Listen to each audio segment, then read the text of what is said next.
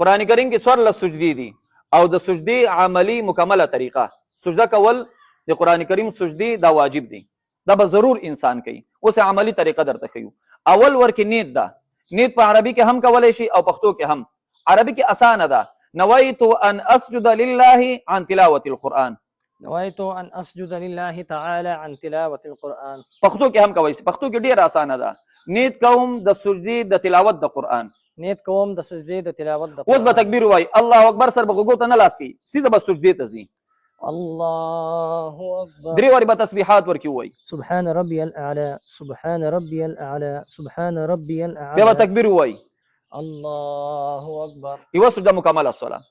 داسې څوارلس سجدي هغه کولی شي سجده کول د قرآن کریم څوارلس سجدي دي دا څوارلس وړه واجب دي پرېښودونکی ورباندې ګناهګاریږي نو انسان دغه سجدي وکړي قرآن کریم تلاوت کوي سجده تلاوت به هم ورکې کوي دا ورکې هغه لازمي دي دا ضرور یاد کوي او نور ته هم دا خبر هغه ورسوي